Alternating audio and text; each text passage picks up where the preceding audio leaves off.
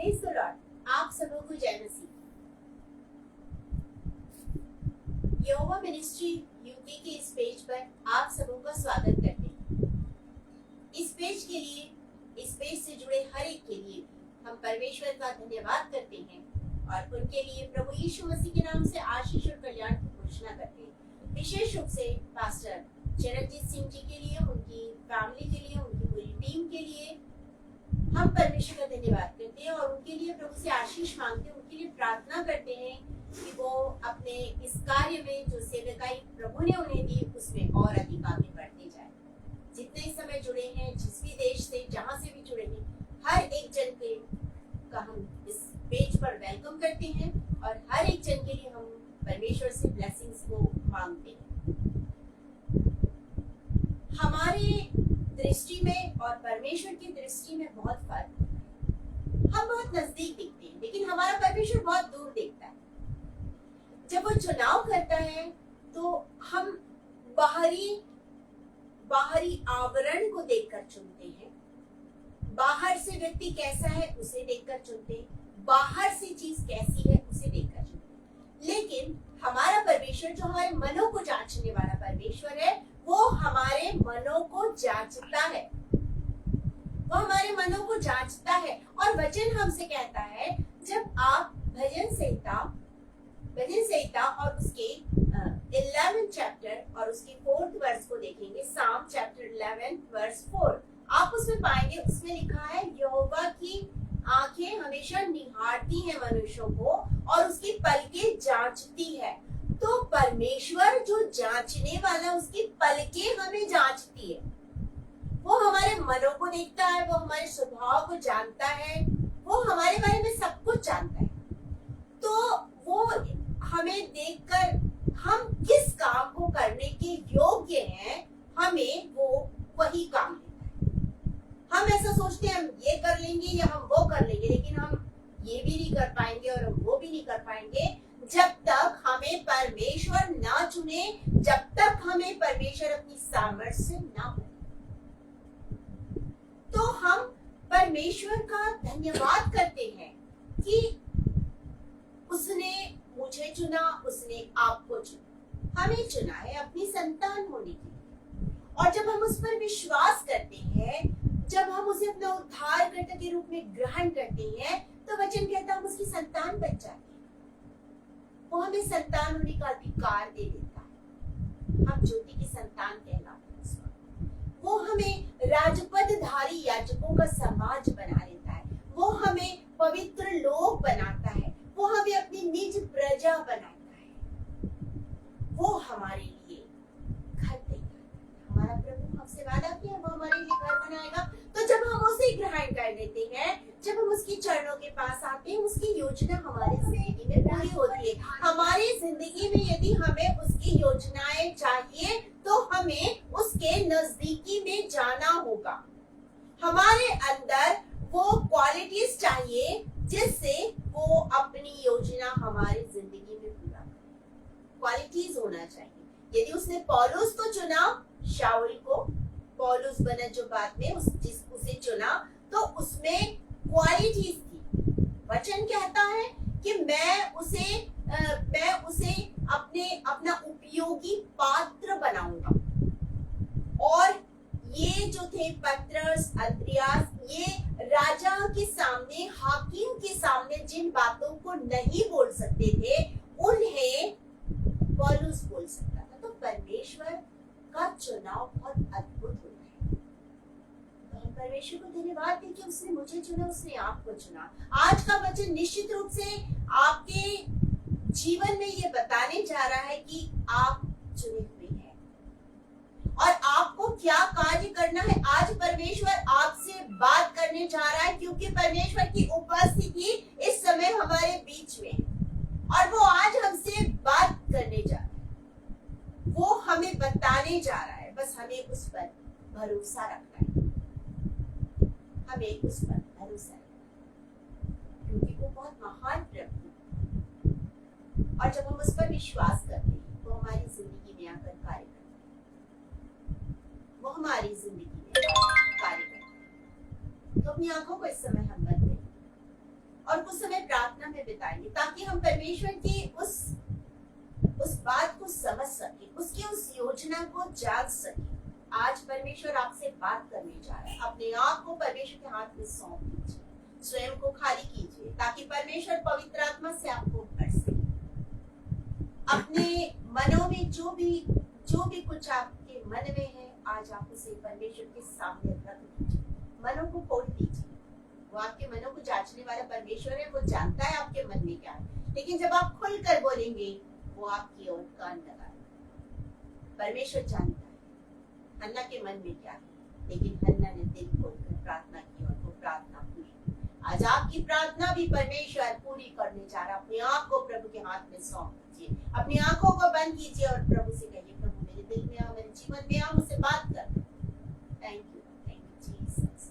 Hallelujah, hallelujah, hallelujah. Thank you Jesus, hallelujah, thank you Jesus. पवित्र मुझे बना दे प्रभु, शुद्ध मुझे तू कर दे प्रभु, पवित्र मुझे बना दे प्रभु, शुद्ध मुझे तू कर दे प्रभु, ताकि तेरे जैसा दिखूं, ताकि तेरे जैसा दिखूं। Thank you Jesus. सचमुच महान परमेश्वर, आज आप हमें पवित्र कर दीजिए, शुद्ध कर दीजिए प्रभु। आज आप हमसे बातचीत कीजिए।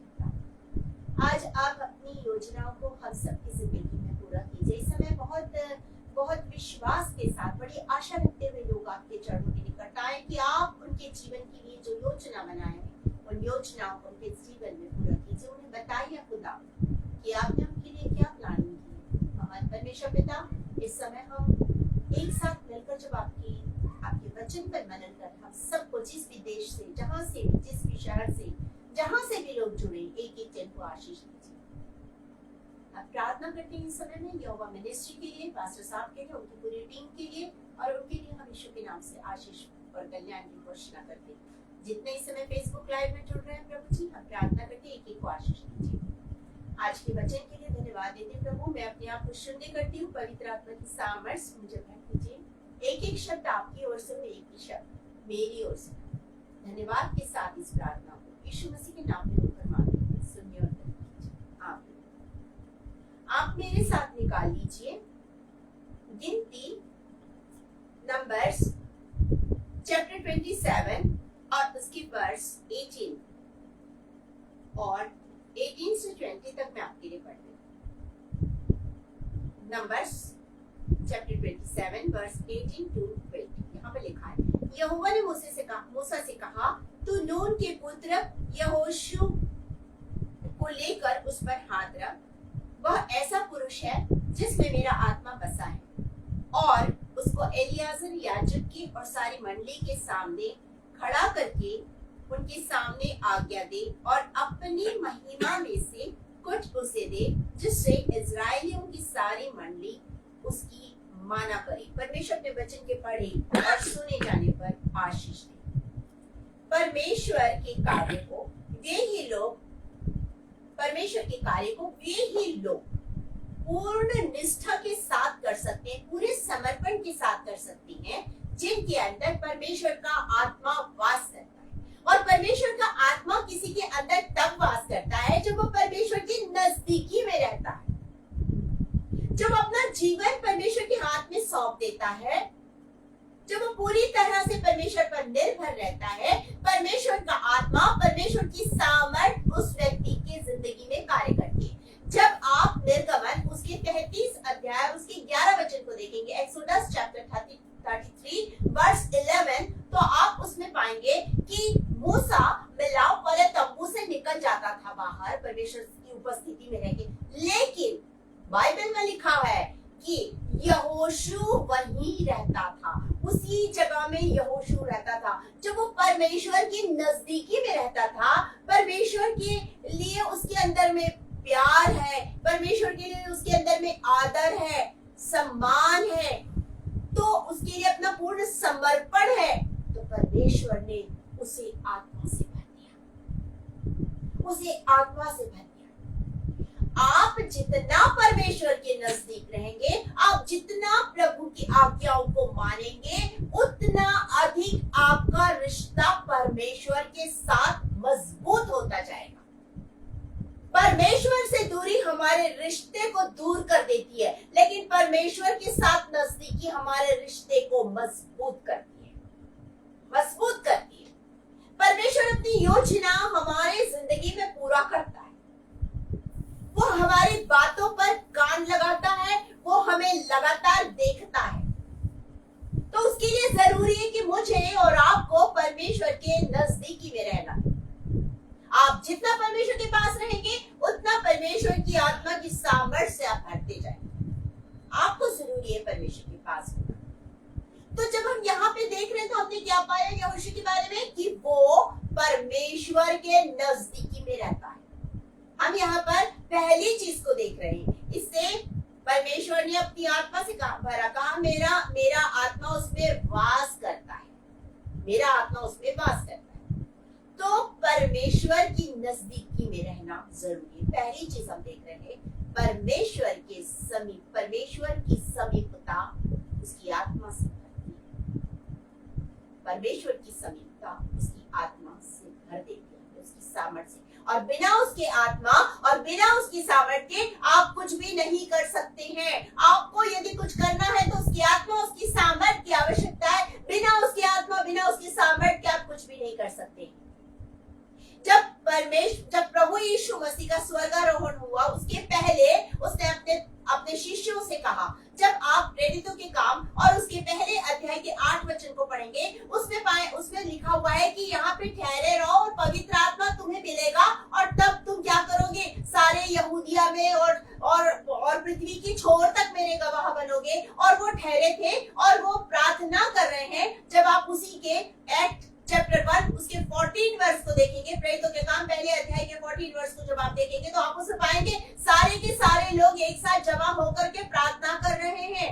जहाँ पर मरियम भी है, यीशु मसीह की माता मरियम भी है, और सारे चेले सब मिलकर प्रार्थना कर रहे हैं। और जब वो प्रार्थना कर रहे हैं, मतलब परमेश्वर के और अधिक नजदीकी में है, और अधिक प्रभु के पास में है, तो वो प्रार्थना कर रहे हैं। तो क्या हुआ, उनके ऊपर पवित्र आत्मा की सामर्थ उतरी। जब आप दूसरे अध्याय को देखेंगे, पहले वचन से 4 वचन तक आप उसे पाएंगे, वो सामर्थ से भर गए, पवित्र आत्मा उन पे उतर आया, वो सामर्थ्य से भर गए। जितना आप प्रभु के नजदीकी में रहेंगे, उतना अधिक आप सामर्थ्य से भरते जाएंगे और उन कामों को करेंगे। जब आप फिलिपियों की पत्री उसके 4 अध्याय, फिलिपियंस चैप्टर 4 वर्स 13 को देखेंगे, वहां पर लिखा है, उसकी सामर्थ्य के द्वारा हम सब कुछ कर सकते हैं। उसकी सामर्थ्य जब आपको मिलेगी, आप सारे कार्य को कर सकते हैं। जरूरत है आपको उसके समीपता में रहने की। तो पहला पॉइंट हम देख रहे हैं, परमेश्वर की समीपता, सामर्थ और आत्मा में। तो आपको परमेश्वर की समीपता में जाना होगा, तब वो प्लानिंग जो उसने आपके लिए बनाई है, आप उसे जान पाएंगे। जब तक आप उसके पास नहीं जाएंगे, आप उस प्लानिंग को कतई नहीं जान पाएंगे। आपको यदि उसकी प्लानिंग जानना है, यदि आप चाहते हैं कि परमेश्वर की योजना, आपकी उसकी बेस्ट प्लानिंग आपकी जिंदगी में फुलफिल हो, तो आपको परमेश्वर की नजदीकी में जाना होगा। यहोशू परमेश्वर की नजदीकी में था। मूसा पहले से चुना हुआ है, लेकिन हम यहोशू के बारे में नहीं पाते कहीं कि वो पहले से चुना हुआ है। मूसा पहले से चुना हुआ है, लेकिन हम यहोशू के बारे में नहीं पाते। यहोशू ने परमेश्वर की नजदीकी में रह करके उस सामर्थ को पाया। उस चुनाव को परमेश्वर ने यहोशू की जिंदगी में पूरा किया। हालांकि हम जानते हैं कि हम माता के गर्भ में रचने से पहले चुने हुए, जैसा परमेश्वर ने कहा, लेकिन वचन में हमने कहीं नहीं पाया इस बारे में। कहीं नहीं पढ़ा हमने कि यहोशू बचपन से चुना गया था, या परमेश्वर ने बचपन से यहोशू के साथ बातचीत की और कहा मैंने तुझे चुना है अपने काम के लिए। जैसे मूसा से परमेश्वर ने बात की और कहा फिरौन के पास जा, जैसे अब्राहम से बातचीत की, जैसे नूह से बातचीत की। यहोशू से यहाँ पर कहीं भी बातचीत नहीं। यहोशू से परमेश्वर ने कब बात की? यहोशू से परमेश्वर ने, यहोशू की पुस्तक के जब पहले अध्याय को पढ़ेंगे, वहां पर लिखा है मूसा मर गया और उसके रोने के विलाप के दिन जब खत्म हुए, परमेश्वर ने यहोशू से वहां पर पहली बार बातचीत की और ये बातचीत करके उससे कहा कमर बांध, उठ और कमर बांध, और अब क्या करना है तुझे, इनका सबका तुझे अगुवाई करना है, नेतृत्व करना है। आज से तू इनका लीडर है, तू इनको लेके जाएगा, तू इनको लीड करेगा। वहां पर बात की परमेश्वर ने, लेकिन उसके पहले ही बता दिया कि इस पर मेरा आत्मा वास करता, और ये आत्मा इसलिए वास करता था क्योंकि वो परमेश्वर की उपस्थिति में, इसलिए उसमें आत्मा वास करता। जब बालक शामुएल के बारे में आप देखेंगे, आप उसे पाएंगे शामुएल नबी की पुस्तक के तीसरे अध्याय के तीसरे वचन से 10 वचन तक आप पढ़ेंगे। उसमें शामुएल के साथ परमेश्वर की बातचीत है। शामुएल कहाँ था उस वक्त? वो परमेश्वर के मंदिर में पवित्र संदूक के पास में है, और वहां पर परमेश्वर उसे पुकार रहा है, शामुएल शामुएल। वहां पर परमेश्वर पुकारा, और बाइबल में लिखा है कि उन दिनों में दर्शन दुर्लभ थे। ऐसे समय में परमेश्वर ने बालक शामुएल को दर्शन दिया, बालक शामुएल से बातचीत की, और उसे अपने कार्य के लिए, इस्तेमाल के लिए खड़ा किया, उसे नबी बना दिया। परमेश्वर की समीपता हमारे अंदर उसकी आत्मा और उसकी सामर्थ्य भरती है। अगर आपको योजनाओं को जानना है तो आपको उसकी समीपता में जाना होगा, तब आप उसकी योजना को जानेंगे। हम यहाँ पर दूसरी चीज को देखेंगे। हमने पहली चीज देखी परमेश्वर की समीपता में सामर्थ और आत्मा। दूसरी चीज देखेंगे परमेश्वर की दृष्टि में और मनुष्यों की दृष्टि में अंतर होता है। परमेश्वर अलग दृष्टि से देखता है, मनुष्य अलग दृष्टि से। मैंने पहले ही कहा था कि मनुष्य बाहरी आवरण को देखता है। जब आप शामुएल नबी की पुस्तक को देखेंगे, पहला शामुएल, फर्स्ट शामुएल चैप्टर 16, पहला Samuel chapter 16, first Samuel chapter 16 को जब आप देखेंगे, आप उसमें पाएंगे कि किस तरह से दाऊद का चुनाव हुआ। दाऊद के चुनाव के पहले शामुएल नबी अपनी दृष्टि से देख रहा था, और सोच रहा था कि ये है या वो है या वो है। वो अपने तरीके से चुन रहा था।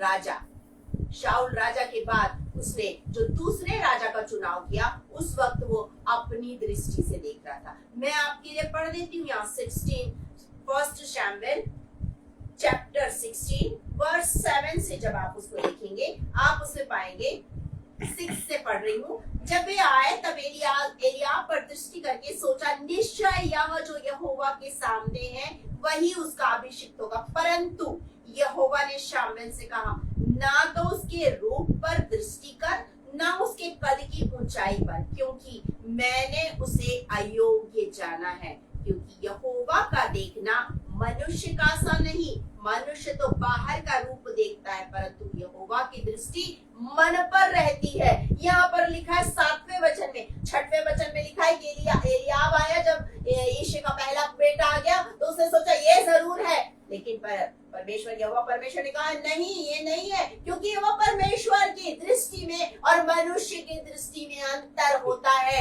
मनुष्य बाहरी रूप को देखता है, लेकिन परमेश्वर मनों को जांचने वाला है, और उसने जांच कर पाया कि ये अयोग्य है। और इस तरह से उसके सारे भाइयों को देखने के बाद अंत में दाऊद को बुलाया गया। 12 वचन को पढ़ूंगी, 12, फर्स्ट शामुएल चैप्टर 16 वर्स 12। तब वह उसे बुलाकर भीतर ले आया। उसके तो लाली छलकती थी, उसकी आंखें सुंदर और उसका रूप सुडौल था। तब यहोवा ने कहा, उठकर इसका अभिषेक कर, यही है। तब शामुएल ने अपना तेल का सींग लेकर उसके भाइयों के मध्य में उसका अभिषेक किया, और उस दिन से लेकर भविष्य को यहोवा का आत्मा दाऊद पर बल से उतरता रहा।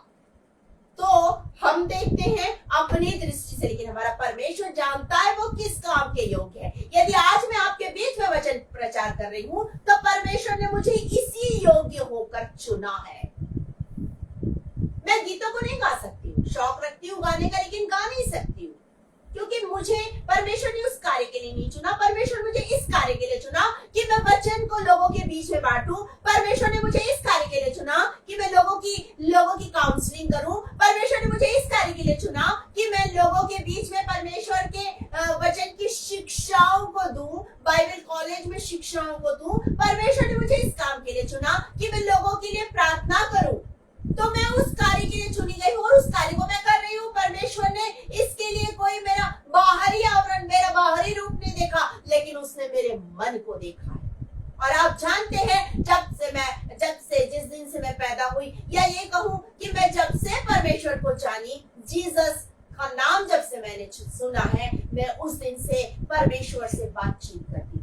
मुझे नहीं मालूम आपके पास फ्रेंड सर्कल है या नहीं, लेकिन मेरे पास कोई फ्रेंड सर्कल नहीं था। और तब मैं परमेश्वर से अपनी बातों को रखती थी, बातों को बताती थी। जानते हैं जीसस आज ऐसा हुआ, प्रभु वैसा हुआ, स्कूल में ये हुआ वो हुआ, इसने ऐसा कहा उसने वैसा किया। मेरा रिश्ता प्रभु के साथ दिन दिन दिन दिन बढ़ता गया, मजबूत होता गया। और तब परमेश्वर ने अपनी योजना मेरी जिंदगी में डाली। जब मैंने प्रभु से कहा, प्रभु मैंने ये पढ़ लिया वो पढ़ लिया, इतना सब कुछ हो गया, मैंने सारी पास्टर ट्रेनिंग ले ली, सारी पढ़ाई कर ली, अब मुझे क्या खाली बैठना? नहीं, परमेश्वर ने मुझे कहा तुझे एक बड़ी भीड़ के सामने ले जाऊंगा। और आज प्रभु मेरा उपयोग कर रहा है। ये प्रभु की योजना है, आपकी जिंदगी के लिए भी ये योजना है। लेकिन उसके लिए आपको परमेश्वर के पास जाना होगा, आपको परमेश्वर के पास जाके उस योजना को जानना होगा। और तब परमेश्वर आप पर दृष्टि करके आपको देखेगा कि ये किस काम के योग्य है, और तब वो आपको आप किस काम के योग्य हैं ये जानेगा।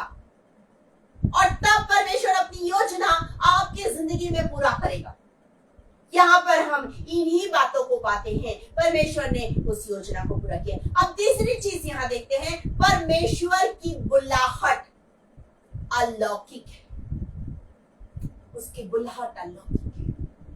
वो अपने कार्यों के लिए हमें बुलाता है, वो हमें अपने कार्यों के लिए चुनता है। जब आप प्रेरितों के काम को देखेंगे, प्रेरितों के काम और उसके पहले अध्याय और उसके 8 वचन को, जैसा मैंने कहा, उसकी बुलाहट अलौकिक है। वो कहता है, जब 8 वचन में लिखा है, एक्ट चैप्टर 1 वर्स 8, जब पवित्र आत्मा तुम पर आएगा तब तुम सामर्थ पाओगे और यरूशलेम और सारे यहूदिया और सामरिया में और पृथ्वी की छोर तक मेरे गवाह होगे। ये अलौकिक बुलाहट थी जो परमेश्वर ने अपने चेलों को दी, उन्हें आत्मा से भर दिया, उन्हें आत्मा से भर दिया। ये बुलाहट ताकत सशक्तिकरण से भरी हुई बुलाहट थी। और जब आप दूसरे अध्याय को देखेंगे, वहां पर 2 वर्स में लिखा है, 2 एक्ट चैप्टर 2 वर्स 2, एकाएक आकाश से बड़ी आंधी, किसी सनसनाहट का शब्द हुआ और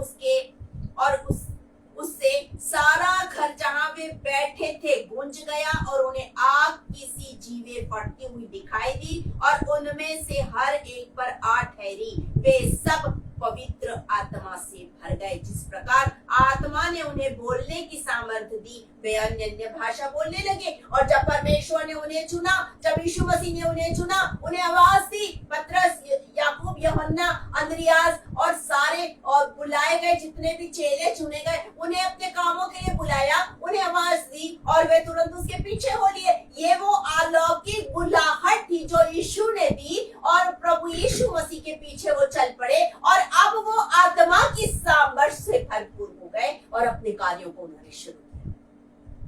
ये वो अलौकिक बुलाहट थी। परमेश्वर आपको भी बुला रहा है। वो अलौकिक बुलाहट से उसने शामुएल को बुलाया, उस अलौकिक बुलाहट से उसने नूह को बुलाकर उसे काम सौंपा, उस अलौकिक बुलाहट से उसने मूसा को बुलाया। आप वचन में जितने भी लोगों के बारे में सुनते हैं, उसने उस अलौकिक बुलाहट से बुलाया। इसे कहते हैं डिवाइन कॉलिंग, जिसे हम हिंदी में कहते हैं अलौकिक बुलाहट। तो ये डिवाइन कॉलिंग जरूरी है और ये तब होती है जब आप प्रभु के पीछे चलते हैं, जब आपको मालूम है कि यीशु मसीह आपके लिए आया, उसने आपके लिए जान दी, उसने अपना लहू आपके लिए बहाया। तो आपको क्या करना है? उसके पास आना है और उससे कहना, प्रभु अपने पापों से मैं क्षमा मांगता हूँ, मांगती हूँ, अंगीकार करती हूँ। और तब प्रभु आपको अपनी सामर्थ्य से भरेगा, आपको धोके शुद्ध करके पवित्र करके आत्मा की सामर्थ्य से भरेगा और अब उस डिवाइन कॉलिंग आपके जिंदगी में आएगी। आप उस आवाज को सुन सकेंगे, उस बुलाहट को जान सकेंगे और तब आप प्रभु के कामों को कर सकेंगे।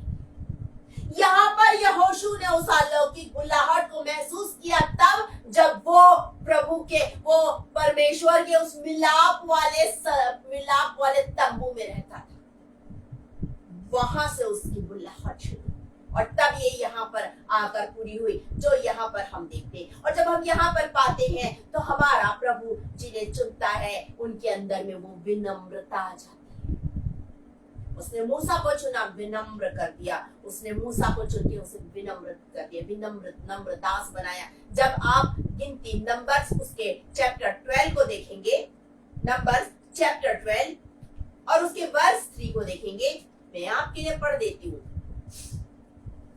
Numbers chapter 12 verse 3। मूसा पृथ्वी भर के रहने वाले सब मनुष्यों से बहुत अधिक नम्र स्वभाव का था। मूसा नम्र स्वभाव का है। परमेश्वर ने उसकी उस नम्रता को देखा, उसे नम्रता से भर दिया, वो नम्र स्वभाव का बन गया, जो यहाँ पर हम लिखा हुआ देखते हैं। और आगे लिखा है, इसलिए परमेश्वर ने क्या किया, मूसा हारून और मरियम से बातचीत की और उनसे कहा उस तंबू से बाहर निकल आओ, और उसके बाद उनके साथ बातचीत की। तो ये जरूरी है, ये जरूरी है, ये इसके बिना कुछ भी संभव नहीं है, क्योंकि नम्र होना जरूरी। जब आप फिलिपियंस चैप्टर 2 को देखेंगे, फिलिपियंस चैप्टर 2, तो वहां पर आप यीशु मसीह के बारे में पाते हैं और बाइबल हमसे सिखाती है, यीशु मसीह ने कहा है धन्य है वे जो नम्र है, धन्य है वे जो नम्र है। तो हमें नम्र होना है। जब हम नम्र होंगे तब हम धन्य होंगे। जब हम नम्र होंगे तब परमेश्वर की योजना हमारी जिंदगी में पूरी होगी।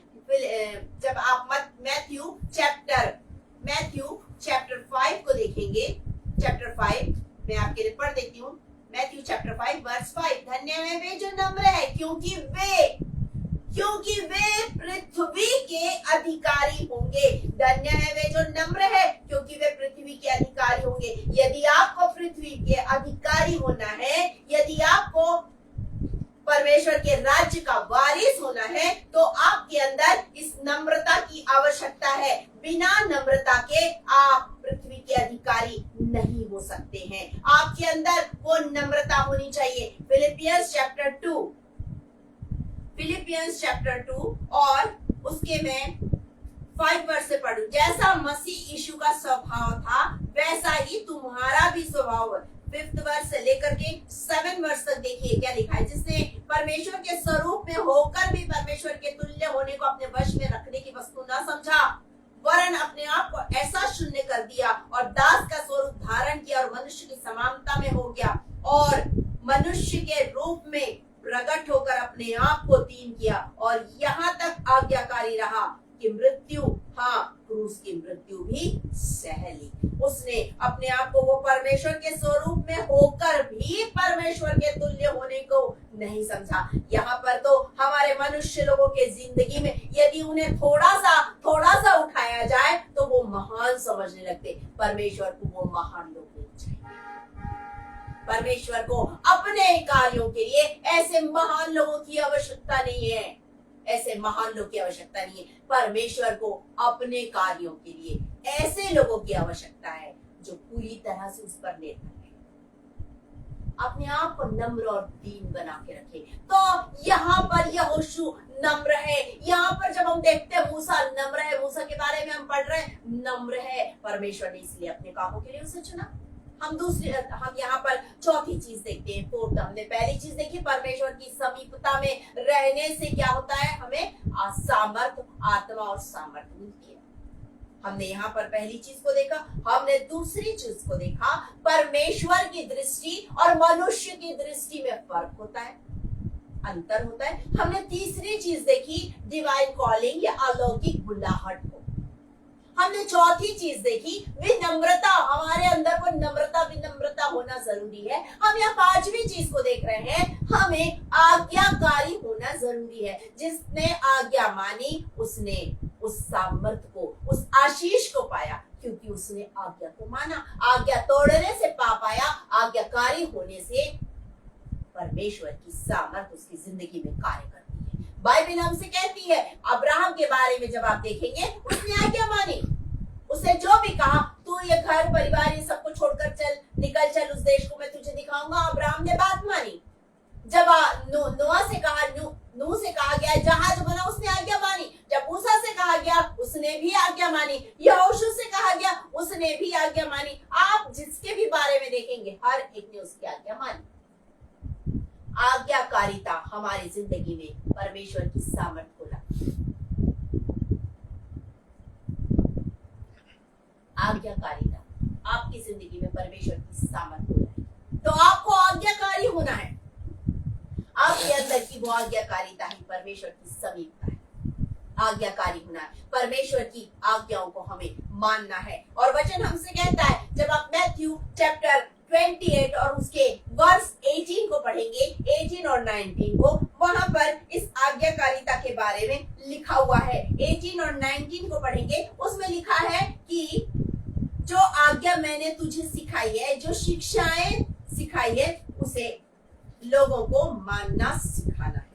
उन्हें लोगों को मानना सिखाना है। तभी आप उस कार्य को पूरा कर पाएंगे जिस कार्य के लिए आप चुने गए हैं। जैसा यहाँ पर लिखा है, किस कार्य के लिए चुने गए हैं। देखिए यहाँ 18 वर्ष, यीशु ने उनके पास आकर कहा, स्वर्ग और पृथ्वी का सारा अधिकार मुझे दिया गया, इसलिए तुम जाओ और सब जातियों के लोगों को चेला बनाओ और उन्हें पिता और पुत्र और पवित्र आत्मा के नाम से बपतिस्मा दो और उन्हें सब बातें जो मैंने तुम्हें आज्ञा दी है मानना सिखाओ। आज्ञाकारिता आवश्यक है, बिना आज्ञाकारिता के कुछ भी संभव नहीं। और जब आप यहोशू और उसके आप पहले अध्याय जोशुआ चैप्टर 1 और उसके 10th वर्ष को पढ़ेंगे, 10 और 11 वर्ष को, वहां पर आप पाएंगे यहोशू ने सारी बातें जो परमेश्वर ने उससे की, उन सारी बातों को सुना और उन सारी बातों को सुनने के बाद उसने क्या किया, उस आज्ञा को माना। मैं आपके लिए पढ़ देती हूँ। तब यहोशू ने प्रजा के सरदारों को यह आज्ञा दी, छावनी में इधर उधर जाकर प्रजा के लोगों को यह आज्ञा दो कि अपने अपने लिए भोजन तैयार रखो, क्योंकि वे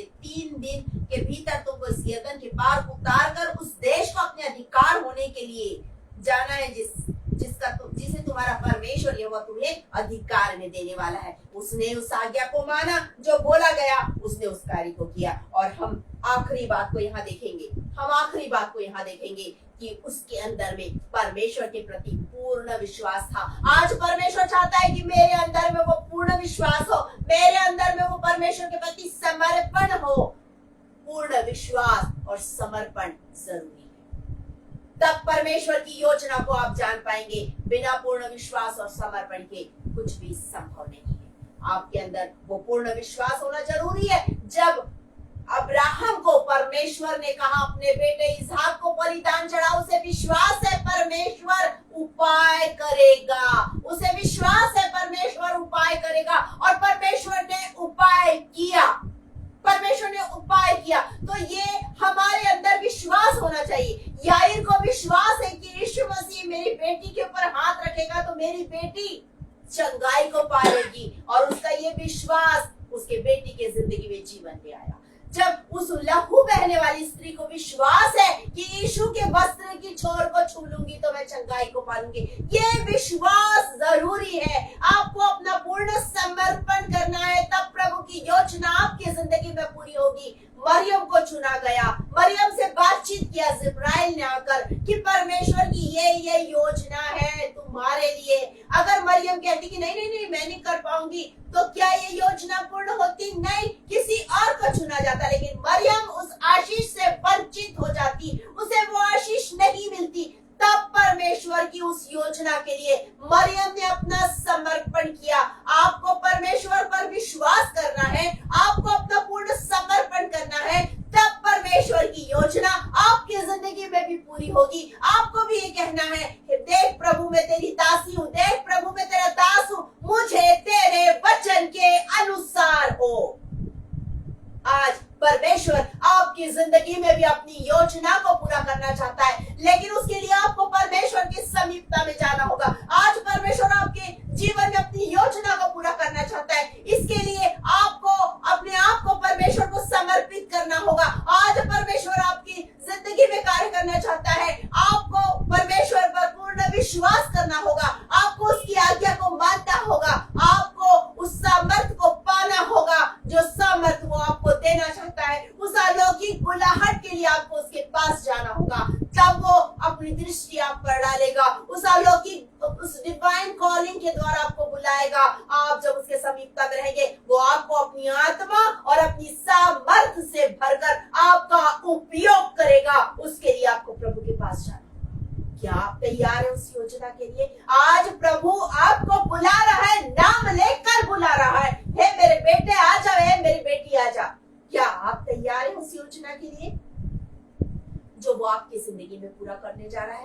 यदि आप तैयार हैं, अपने आप को प्रभु के हाथ में खाली करके सौंप दीजिए। प्रभु अपनी योजना आज मेरे जिंदगी में पूरा कर। मैं अपने आप को खाली करता हूँ, मैं अपने आप को खाली करती हूँ। और परमेश्वर के पास घुटनों में चले जाइए, घुटनों में चले जाइए, उससे उस सामर्थ को मांगिए। आज वो आपको सामर्थ देने जा रहा है, आज वो आपको सामर्थ देने जा रहा है।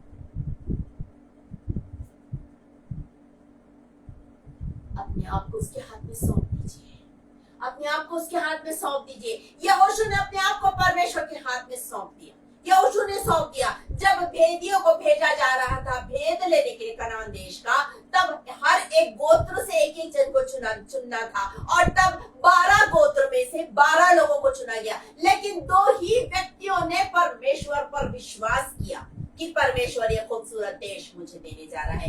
एक है यपुन्ने का पुत्र कालेब, और दूसरा है नून का पुत्र होशे, जिसे यहोशू नाम दिया गया। इन्हीं दोनों ने विश्वास किया, और यही 2 वो व्यक्ति थे जो पुराने जितने लोग गए थे उसमें से जितने पुराने थे वो पीढ़ी खत्म हो गई थी, और नई पीढ़ी ने कनान देश में प्रवेश किया, और पुरानी पीढ़ी में सिर्फ 2 ही व्यक्ति प्रवेश कर पाए। एक है यपुन्ने का पुत्र कालेब, और दूसरा है महत्वपूर्ण जिसे अगुवाई दी गई, वो है नून का पुत्र यहोशू। ये 2 गए। आज परमेश्वर आपकी जिंदगी में इस योजना को पूरा करने जा रहा है। आज परमेश्वर आपकी जिंदगी को अपने कामों के लिए इस्तेमाल करने जा रहा है। आप तैयार हैं?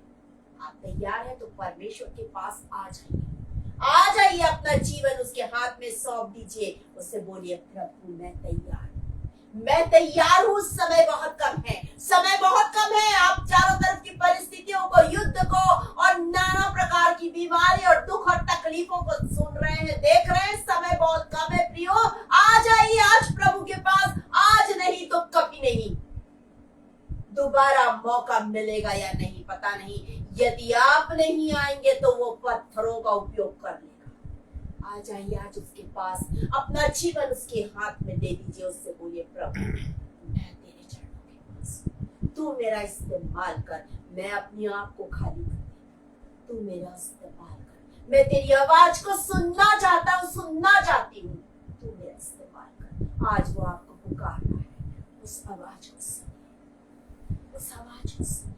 आ जाइए उसके पास में प्रियो, आ जाइए। यदि आप किसी दुख और तकलीफ और पीड़ा में हैं, उसके पास आ जाइए। वो आपको दुख तकलीफ पीड़ा से निजात दिलाने जा रहा है। आज आपको वो आपको इससे छुटकारा देने जा रहा है। उसी के पास छुटकारा है, उसी के पास जिंदगी है। उसके पास आकर जिंदगी ले लीजिए, उसके पास आकर उस अनंत जीवन को ले लीजिए, उसके पास आकर उस सामर्थ को ले लीजिए जो आज वो आपको देने जा रहा है, आपको देने जा रहा है।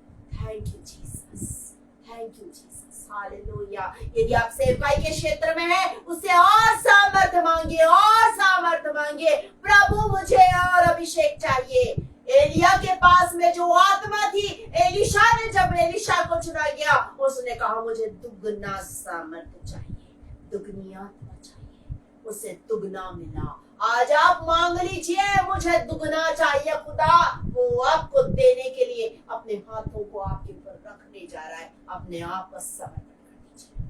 Thank you Jesus, hallelujah, hallelujah, hallelujah, hallelujah. राजाओं के राजा, प्रभुओं के प्रभु, सारी आशीषों को देने वाले दाता सर्वशक्तिमान पिता, आपका धन्यवाद, धन्यवाद, धन्यवाद करते हैं, धन्यवाद देते हैं खुदा। धन्यवाद करते हुए आपके वचन के लिए धन्यवाद देते हैं। निश्चित रूप से आप लोगों को चुन रहे हैं खुदा, और लोग आपके चरणों के पास बड़े विश्वास के साथ आए खुदा। और राजाओं के राजा, अपने अपने मनों को इन्होंने खाली किया। इनके दिल में आ जाइए, इनके घर में आ जाइए खुदा, और अपनी योजना आज इन प्रियों की जिंदगी में पूरा कर दीजिए। और राजाओं के राजा, thank you Jesus, hallelujah, hallelujah. अपना समर्पण कर दीजिए। Hallelujah, hallelujah. Thank you Jesus, thank you Jesus. निश्चित रूप से आप लोगों को छू रहे खुदा, आपका धन्यवाद करते राजा। आज आप बीमारों को छू लीजिए पिता, कि चंगाई की नदियां उनकी जिंदगी में बहने पाए राजा। आज आप लोगों को सेवकाई के लिए बुला लीजिए पिता। ओ महान परमेश्वर, खेत बहुत है, मजदूरों की कमी है। ए यीशु राजा, मजदूरों को बुला ले, मजदूरों को चुन ले खुदा। ओ महान परमेश्वर पिता, राजाओं के राजा, आज हम विनती कर रहे हैं कि मजदूरों को भेज दो। ओ महान परमेश्वर पिता, हम इस समय प्रार्थना करते हैं राजाओं के राजा यहोवा मिनिस्ट्री यूके के लिए पिता, और उनके पूरे पास्टर साहब और टीम के लिए, एक एक के लिए यीशु के नाम से आशीष और कल्याण की घोषणा करते हैं। Thank you Jesus. जितने इस समय जुड़े हैं, जो भी उन्होंने प्रार्थना निवेदन दिए हैं, आज प्रभु आपके निवेदनों को सुन रहा है। निश्चित रूप से चंगाई की नदियां, आशीष की बारिश आपकी जिंदगी में आ रही।